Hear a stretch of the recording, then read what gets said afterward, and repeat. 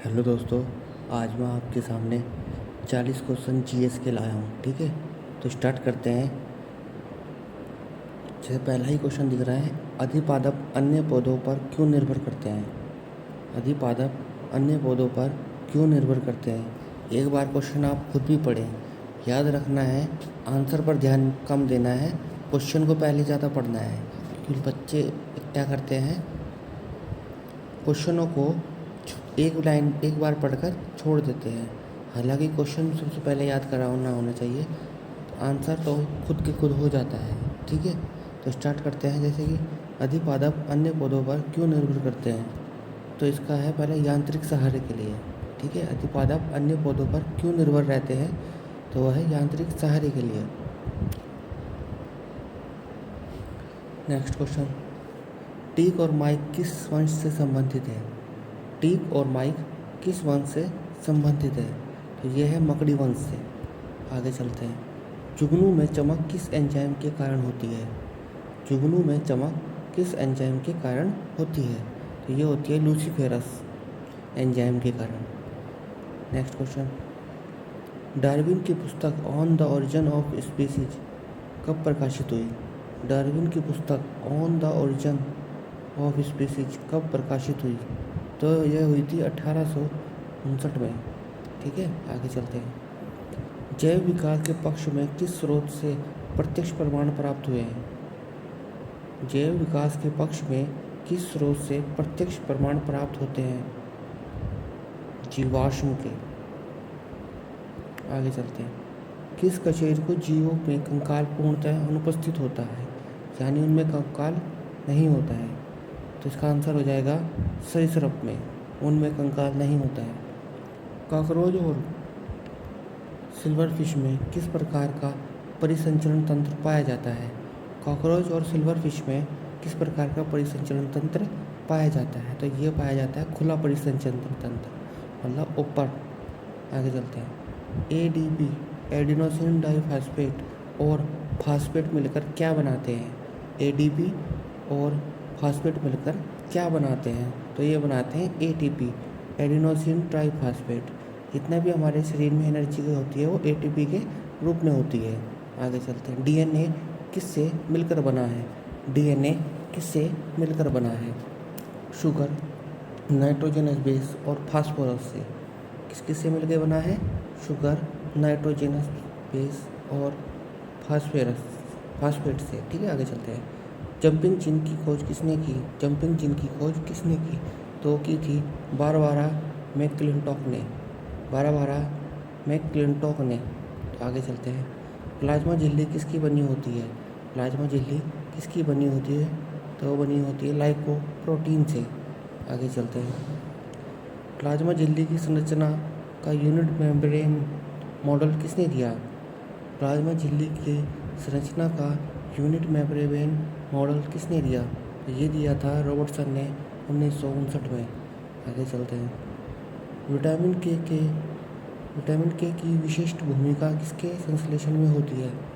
Vitamin के की विशिष्ट भूमिका किसके संश्लेषण में होती है, तो ये होती है प्रोथ्रम्बिन के। प्रोथ्रम्बिन के निर्माण के लिए विटामिन की सहायक होता है। आगे चलते हैं।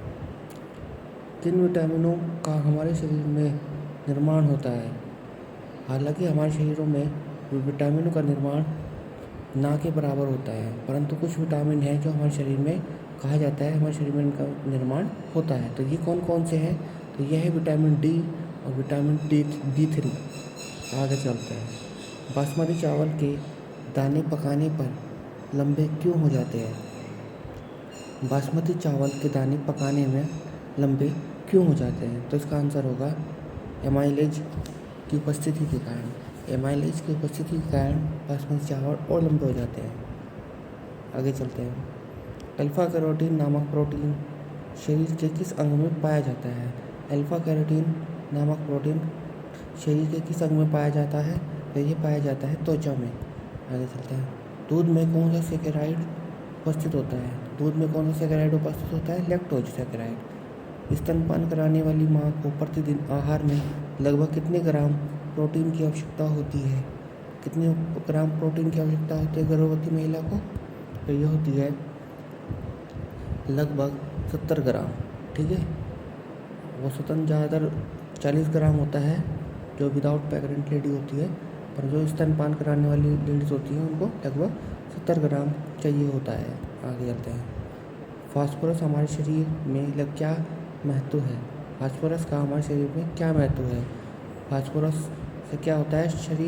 शरीर में जो अम्ल और क्षार का मध्य संतुलन बनाए रखता है। क्या होता है? शरीर में अम्ल और क्षार के मध्य संतुलन बनाए रखता है। ना ही शरीर में अम्ल की मात्रा ज़्यादा होने देता है और ना ही क्षार की। एक संतुलन को मेंटेन करके रखता है फास्फोरस। आगे चलते हैं। किलोसिस नामक रोग किस विटामिन की कमी से होता है? किलोसिस नामक रोग शरीर किसकी कमी से होता है? तो ये होता है विटामिन B2 की कमी से। आगे चलते हैं। अनाज की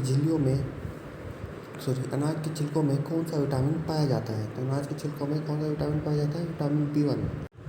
हमारे शरीर के लिए अधिक मात्रा में लेने वाले खनिज कौन से हैं? तो हमारे शरीर में 2 प्रकार के खनिज लिए जाते हैं, एक तो कम मात्रा में और एक अधिक मात्रा में। तो अधिक मात्रा वाले खनिज कौन कौन से हैं वो हम इसमें देखते हैं। तो ये है कैल्शियम, मैग्नीशियम, फास्फोरस, पोटेशियम और सल्फर। तो ये मात्रा हम अधिक मात्रा में इनका सेवन करते हैं। आगे चलते हैं। किस कमी से क्रिटिनिज्म रोग होता है? तो हमें बताना है किसकी कमी से क्रिटिनिज्म रोग होता है। तो ये होता है आयोडीन की कमी से। आगे चलते हैं। सबसे पहले बनने वाले प्राथमिक जाइलम तत्व को क्या कहते हैं? सबसे पहले बनने वाले प्राथमिक जाइलम तत्व को क्या कहते हैं? तो ये कहते हैं प्रोटोजाइलम। आगे चलते हैं। अफीम के पौधे के किस भाग से प्राप्त किया जाता है? अफीम का पौधे से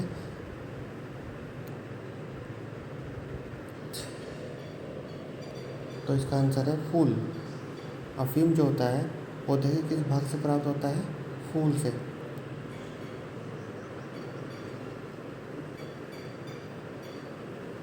कशेरुकी रज्जु में कितनी जोड़ी तंत्रिका तंत्र होते हैं? हमें बताना है कशेरुकी रज्जु में कितने जोड़ी तंत्रिका होती है। तो ये होती है हमारी 33। आगे चलते हैं। गंध की पहचान मस्तिष्क का कौन सा भाग करता है? तो ये करता है सेरेब्रम।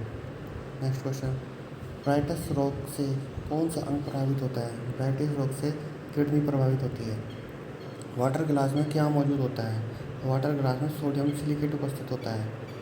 पौधों में जैव पदार्थ का वहन किसके माध्यम से होता है? पौधों में जैव पदार्थ का वहन किसके माध्यम से होता है? तो ये होता है फ्लोएम के द्वारा। BHC 10% का व्यापारिक नाम क्या है?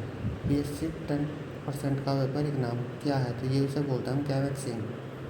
गाय का दूध पीला किसके कारण होता है? तो ये होता है कैरोटीन के कारण। Next question. प्याज और लहसुन में गंध किसके कारण होती है? तो ये होती है पोटेशियम के कारण। नेक्स्ट। एंडोप्लाज्मिक रेटिकुलम की खोज किसने की? एंडोप्लाज्मिक रेटिकुलम की खोज किसने की? ये की थी पोर्टर ने। Next question.